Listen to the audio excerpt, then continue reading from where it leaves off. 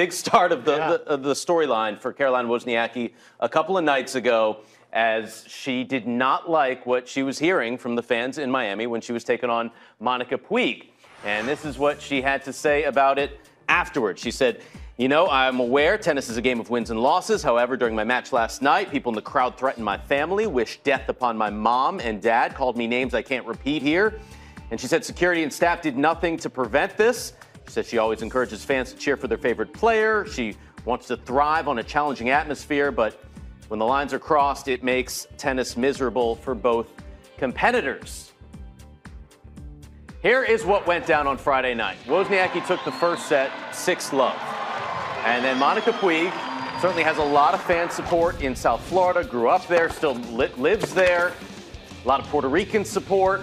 And during the match, some of those fans were speaking, even during the point for Wozniacki. Ladies and gentlemen, one more time, please. Let the players play.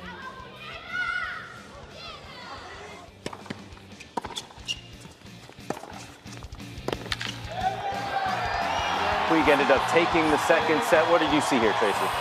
Well, the crowd started to get involved, and we just don't normally see that in a tennis match during a point. They would start to call out mid-shot. And obviously you lose your concentration because you're not used to playing with that. You're used to playing with quiet. That's the norm on the tennis tour. Caroline, how many times did I tell them already? I cannot stop. Caroline, I cannot stop the point when they start going. The key for me, we did the match, Steve. I said Caroline should not acknowledge them. She should not give them the satisfaction that they're bothering her and that they're getting under her skin, because then they became louder. Ladies and gentlemen, please, one more time, as a courtesy to both players, do not speak in between first and second serve. Please, thank you. It definitely had the atmosphere of a Fed Cup match. A Fed Cup match, even a soccer match. And we know going into Miami that the fans love the Latin American players, the Spanish-speaking players, and they get behind them. And remember, this is a Friday night, and it's a late Friday night. So there's a couple things here at play.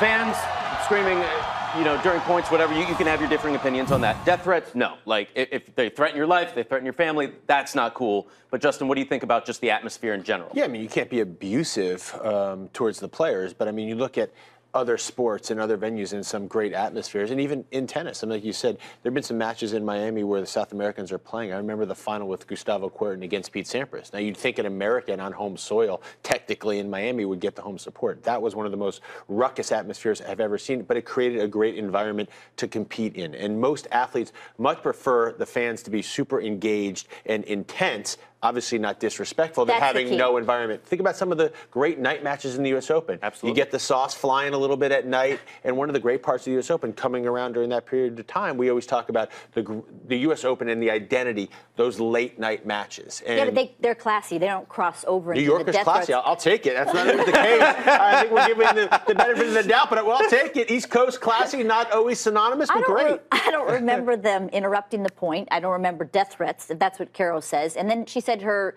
fiance's niece and nephew were there, and there were a few poor words said to them as well. So we didn't hear it. The WTA staff said they didn't hear it. So that's the key.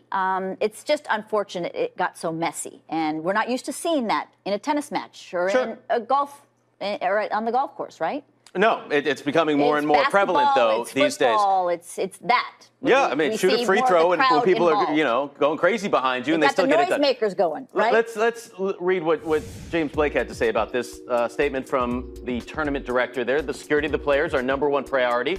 Last night's match between Caroline and Monica played in front of a loud, passionate crowd. While I personally feel that no one should have to endure any sort of abuse on the court, we do our best to provide a safe and fair environment. We had tournament WTA staff as well as tournament security courtside. They never witnessed nor were they notified of any specific threats made to the players or their families. If we had been notified, the situation would have been handled immediately. And that's the difference. There's a raucous atmosphere, and I think personally that's awesome. If there's a death threat, that crosses the line, get them out of there.